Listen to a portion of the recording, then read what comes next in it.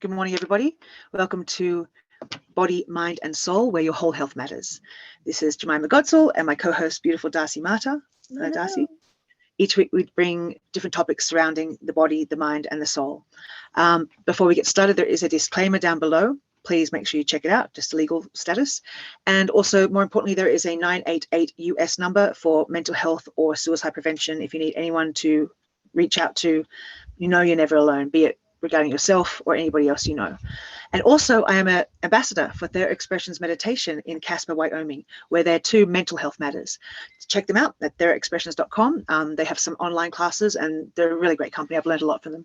Worth to check out. So Darcy, this week, what we're going to talk about is the concept of I am, and from that, the judgments we can bring around, like it can cause judgments. You actually wanted to talk about the I am. So what promoted you to want to bring up the topic of I am? Such a big topic. I get why did you want to talk about that? So I get clients a lot of times for health issues, for the hypnosis. They either have a surgery coming up or they're struggling with a chronic health issue and they're in a lot of pain, or whether it's mental health or physical health, to me it's all the same, right? It really is all the same, because we start to get really tense. Oh no, I have a pain in my neck or my shoulder or my head or whatever, and then we get tense thinking about it. And then the tension makes the pain worse, and etc. The fear creates physical tension, mental tension, emotional tension, physical, and it just goes in a cycle like that. It goes in a cycle. So a lot of things that I say to my clients are, let's get rid of ownership of what is causing your discomfort. And I don't want the word discomfort to minimize the person's suffering or pain, because people oftentimes identify with their suffering and their pain, and they need it to be recognized. I've been in pain for weeks. You'll probably hear this. And my doctor is not listening to me. People are not listening to me. So I don't want to minimize the idea by using the word discomfort instead of pain. However, when we use the word pain, I am in pain. It makes it worse. It makes it bigger, right? Because then we get tense, we get fearful, and then the body holds on and grips on, and then it creates that. And as you said, it's an ownership, like you own it rather than. Yeah. So when we say I am in pain, right, or I have this illness, then that starts to become our identity. I am in pain. That's taking that on. I am. But you are not your pain. You are much more than your pain, right? The pain is there to talk to you and your body about how you're living your life. How can you take care of yourself? How can you put yourself first? Where you are in the world. So the only I am I like to use is I am here now. And everything else is subjective to our interpretation, if we can get rid of judgment. So if I'm going, I am an artist, I want to hang out with artists because I am an artist, then I start to potentially judge my work. Is it good enough? Am I an artist? Are you an artist? Their work is better than mine. I need to do more of my artwork because she's got so much going on. I need to practice more. I need to be better. I need to be stronger, right? Then we start to judge. Maybe my art is not good enough. Maybe I'm not an artist. I am. And we start to grip and cling fearfully to that label that we've given ourselves. Yeah, like I am a doctor, but who are you really? Like, who is the doctor? Who are you behind the doctor? Like, who is the doctor? You're not a doctor. That's your profession. Yeah. Yeah. They have behind it. Yeah. We are so many things. Exactly. You say, I am a mother. All right. All the stuff that goes with being a mom. Do I have to take that on? And who's decided what kind of a mom I am supposed to be and how? And, etc. I am a mom is a loaded sentence. And the pressure that comes with it. I am a teacher. I am a hypnotherapist. All the loading that goes with all of those labels, those I am labels. Somebody asked me the other day, what is it that you do? And I said, I do a lot of things. I do. I really do a lot of different things.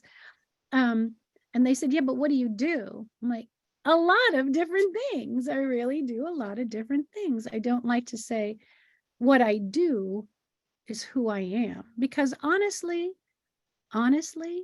who am I really? I am a part of everything around me. And when I start getting into, I am a part of everything around me, the pressure comes off. I don't have to then prove myself to everybody because I am a part of everything.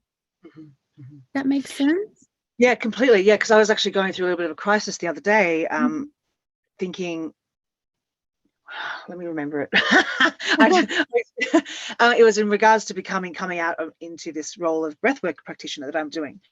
And but like someone saying, I didn't want to label myself as just that, because that's not who I am. It's something I do and I love and I'm bringing it to people, but that doesn't define me. But then I was thinking that question, or you said, who am I really? That's something that I'm discovering, because I'm so new in my recovery, very new in rediscovering myself. And it's like, well, I'm really, and everyone still asks, who the hell am I? And that's a universal question, is who am I really? It's beautiful, because we all still go, I don't know. Every day I learn, every day I grow, every day I try and experience something new and learn a bit more about myself. Yeah. But it's quite amazing how I was unconsciously stepping into going, I'm a breathwork practitioner, thinking and owning that as a security to say, I know something about me. I know that's who I am, partly, but then I thought, oh, no, I want to stop that immediately and recognize that's something I do, and that doesn't make who I am, and that I am also brought the awareness how young I really am in terms of getting to know who I am again. And it's like a little bit scary, but it's also quite exciting, because I can make up who I am. I can create everything. Who am I? I can create anything I want. I can be whoever I want, and there's so much possibility. But it was interesting stepping into that and saying, oh, yeah, I'm starting to do that labeling thing. I'm starting to feel comfort and confidence in the label.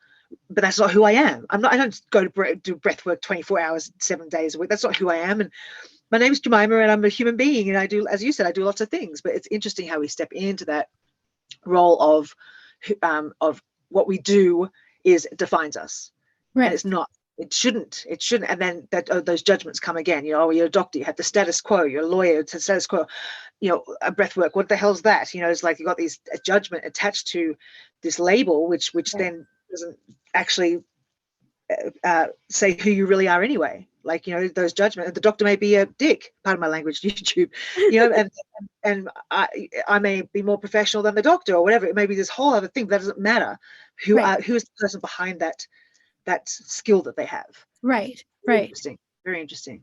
Right. And so I think that it's really important when you're going through healing work, and when you're practicing your healing work, to always take on this idea that this is another aspect of your psyche. It's another aspect of your psyche. In this moment, I am here now. And so when they say, oh, what do you do? Or, you say, I do a lot of things. I'm a breathwork practitioner. I'm an artist. I've done all sorts of, I do yoga, I do Pilates, and I bring all those wonderful talents and skills into this work that I'm working on right now, so that it doesn't have to be so attached with the grabbing and clinging perspective. And then that helps get rid of the judgment. Yeah. Oh, so-and-so so much more ahead than I am in this work.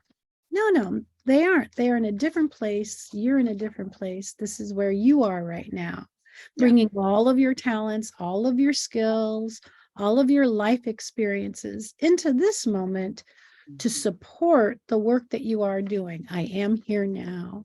I am here now, right? It's funny though, isn't it? Like, one of the things about judging each other, like, it's a human trait, and sometimes I think it's one of the worst traits we have, and we have to work against it. Sometimes I know there are boundaries which need are necessary for judgment, Right. because it's incorrect. Right. I mean, who am I to say that? Anyway, it's such a loaded thing for me to say there, but we all know there are some things in life where everyone sort of goes, there is a boundary there which we can judge and go, that's not okay. And judgment isn't banning the person, it's just saying that's incorrect behavior, or that's not something that is ethical. Right. But how we do judge, and it's just interesting. Something happened to me today. I heard something about a friend of mine, and I was like, my heart just melted, and I was like, judgment. But if there wasn't a certain element to this issue that I heard, I would have come from a lot more compassionate place. But because there was something involved in it, that I was like, no, my boundary was just like, dude, like, come on.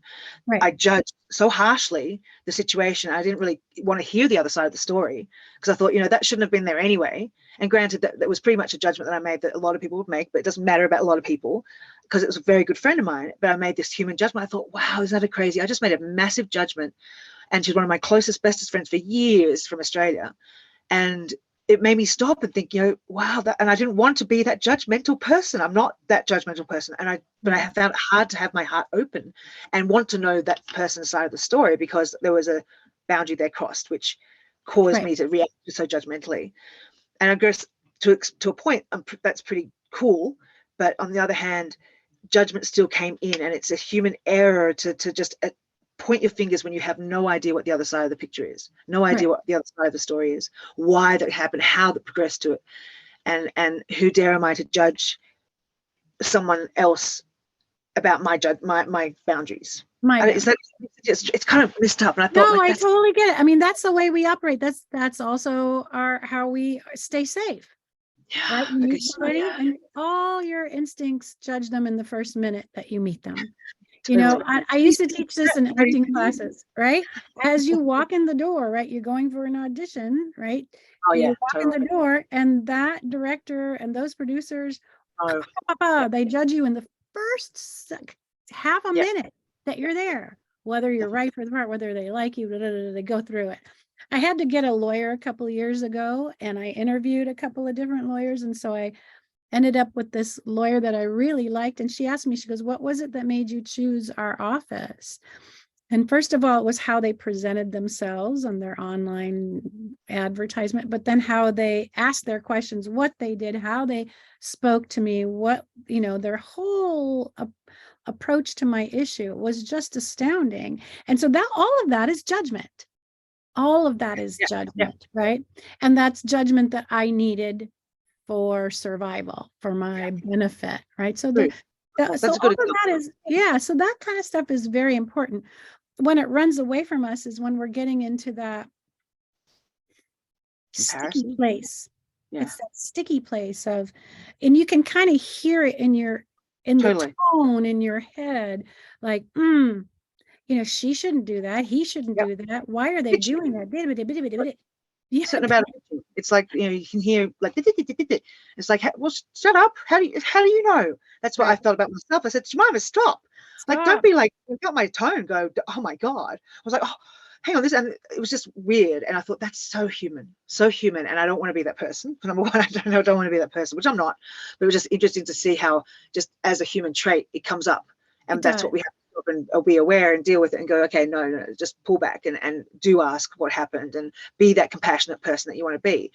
But but that also comes in with that I am a doctor, I am an artist, I am a teacher. The judgment comes in from all people bitching, maybe not. You're lawyer, I don't like lawyers. You already lumped in a whole kettle of fish that they may not like. And you're like, hang on a second, I'm Jemima, not that I'm a lawyer, but I'm whoever I am. Yes. That's it's amazing, isn't it, how we are. Humans are just complex characters. Yes. And then there's this whole thing the Navajo say, which I really love, and I hope I'm not misquoting, but they say, when you have one finger pointing forward, you have three pointing back at you. Yeah. Never Is pointed. It four more pointed? Yeah, it's the three pointing back at you. Those two. Okay. So it's very bad manners to point at somebody, right? Because you have three pointing back at you. But that's also true in our mind, because when we are pointing at somebody and saying, "Oh, look at them, what are they doing?" Then we're also doing it to ourselves tenfold.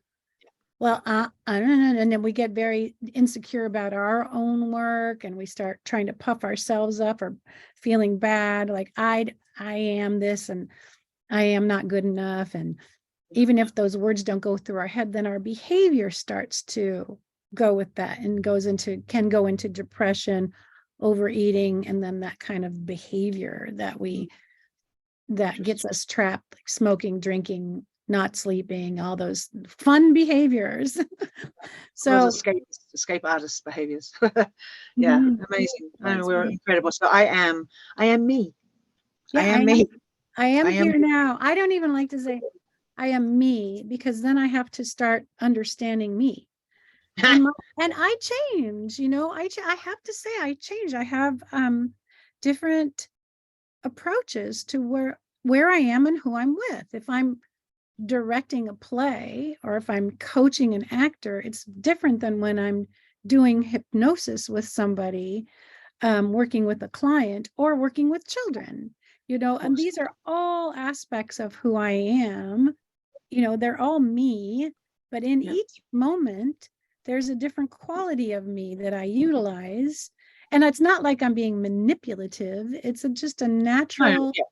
exchange of energy. And We have to alter our, like, I can't step into, I can't imagine me being the breathwork healer that I am when I'm hanging out having fun with my mates and just chilling. I right, mean, it's just totally different energy, and you'd hope it would be. I mean, there's still the compassionate element of who, the genuine core of who I am, but right, you've got to play a different role. Like I said, when I walked into the live class, and I'm quite airy, but I was so conscious of being grounded, and I felt quite stable, and that's not who I am at all. What I mean? It's like I was really, really aware of the role I wanted to play, to make sure they knew they were safe and comfortable with me, and that I knew what I was doing. And I yes, do, but I'm up here, and I could, until you know me, then that up here can seem a little bit, oh God, here we go. Is this going to be okay?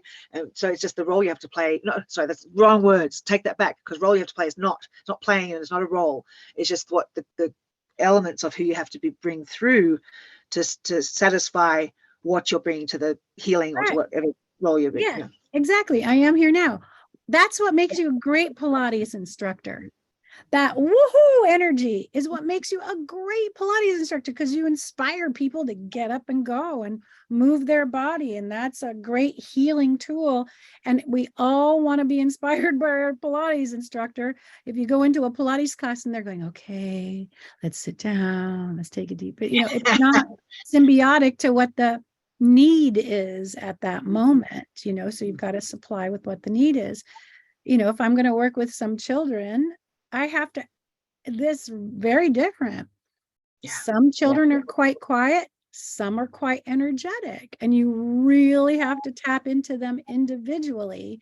because some kids you can really scare if you come in going, woohoo, let's go play. And some kids, if you don't go woohoo, they won't connect with you. So Yeah. you have to see, what is that individual energy that I'm connected to. I do the same thing with my clients. Yeah. Who Yeah. am I speaking with? What language do they use? So Mm-hmm. I can utilize their language. And that's being present. I am here now. I'm being present with you, being Yeah. present with them. And I'm Mm. utilizing all those aspects of my life, my history, my personality, and my experience for whatever it is I'm working on at that time. Hmm. Wow. Amazing. That's a Humans are thought. amazing. There's Yeah. a thought for you. Yeah. Well, yeah, kind There's of just, something to think about. it is like bringing your, I have my first paid client, and I remember like being very nervous just this Yes. last week, and being very nervous and going, oh God, I hope I do okay. I hope I show up. And it's not about me at all, especially as Right. the role of healer, and I remember I just relaxed into it. I listened to her, and I was allowed to see how, where she was, the type of language, as you said, the type of language they were using, Yes. what would have worked, that can I be like woohoo and use my swear words, or is it, does it need to be pulled back, and it was amazing to feel, and it was all about them, and of course that's what it is, or it is all about the other person. But Right. it was funny to see the beginning of me going, oh my God, I hope I'm okay, I hope I do this all right, and and then it was like nothing about me, I forgot all about me. I was with her, it was a beautiful session, and it Right. was like I was able to connect with her so well, because I was just totally listening to what she needed, and it's the most empowering thing, and that's what we need to be. I am here now. I am here now. It's so true, I isn't it? am here now. I am here now. And it's the same thing, with acting. That's the best way I used to coach, and I still coach actors that way. Take your attention off of the self and put it onto the object of your attention, which is the other person. And what do you need? What do you need to get from them? How do you, what is I it? remember you saying that to me in acting class. I remember that was one of the most powerful things. Get it off yourself, because we'll always be on ourselves, like thinking, how am I doing? Or maybe I'm doing this wrong. Or as soon as you put it on the other person, you naturally respond. Like you naturally respond. If you're with them and you feel them, you respond the right way.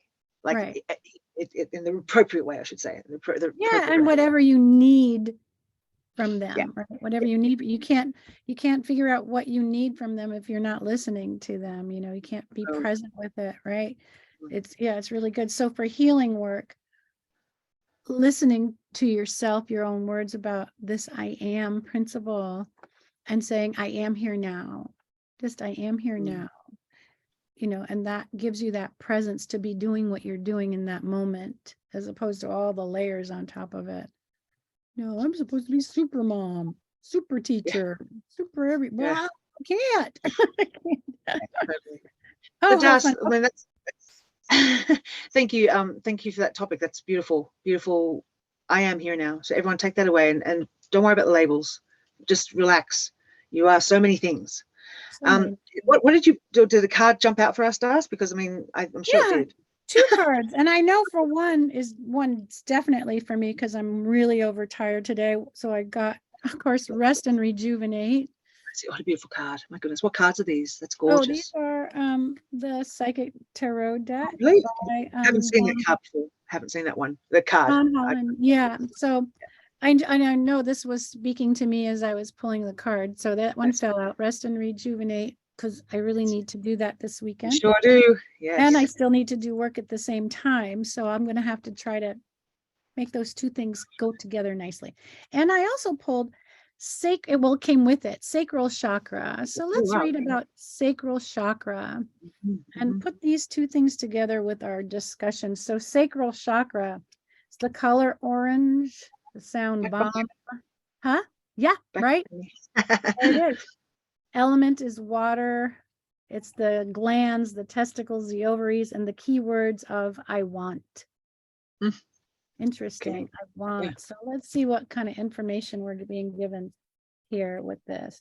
Excuse me. Well, ironically, I think you have to be with I am. I am needs to want something, so that makes you what I am. You know what I mean? Like, you know what I mean? Anyway, let's just see what it says. I have to really think about the wants and the I ams together and what they signify. So known as the sacral chakra, the second chakra is located 2 fingers below your navel and relates to emotions, desires, creativity, and sexuality. To keep this chakra balanced and its energy flowing, try dancing, moving your hips and lower abdomen, use a color meditation, and practice yoga. Express your sexuality and nurture yourself, and remember that you do matter. So I think we can go back and look at the words I am and understand this through the sacral chakra of creativity, sexuality, emotions, and desires. Being this is the flow of so many aspects to our psyche, comes from that, our creative self, our inner creative self. And where it said you do matter. Say that again. I am. Every part of me does matter. And when it says you do matter, like, I mean, I am, every part of you matters. It's not just a label of one thing you do. You do matter. Everything that makes who you are matters. It's not just the one thing. So the whole I am, I think that's powerful. Right. And then doing what Jemima, you are always telling us, is to move your body. Don't let the energy get stuck. If you are feeling stuck and you're watching this today, you just get out taking a walk. There's nothing that a walk can't improve upon, help, fix, release. Move your hips, move your body, go in that opposite direction, right? So the least you can do is get up and take a walk and breathe nice, deep belly breaths. That'll help release those feelings, and that way you're not stuck in that emotional space. So that's very cool. That was very important, and I will look at that today, definitely. I'm going to pay attention. Yeah, me too. Me too. Especially practice the I am here right now. I That's, am. I am here. I am here now. And That's right. yeah, it's so easy for us to jump around, think about the past, the future, and not be present in the moment. And it takes us out from who we really are, because we're not the past, we're not the future, we're just here right now, and I am. Right. Right. Anyway, amazing. Darcy, thank you again, once again. You're beautiful and a great topic to pick. Very interesting and insightful. People out there, don't forget to like, share, subscribe, and we love you. You're never alone. You really Never aren't. alone. Send us your questions. We love questions. Please do. We hope to have a few more guests coming up in the next few weeks. But till then, take care of your beautiful selves. Bye, Darcy. Thank you. Bye.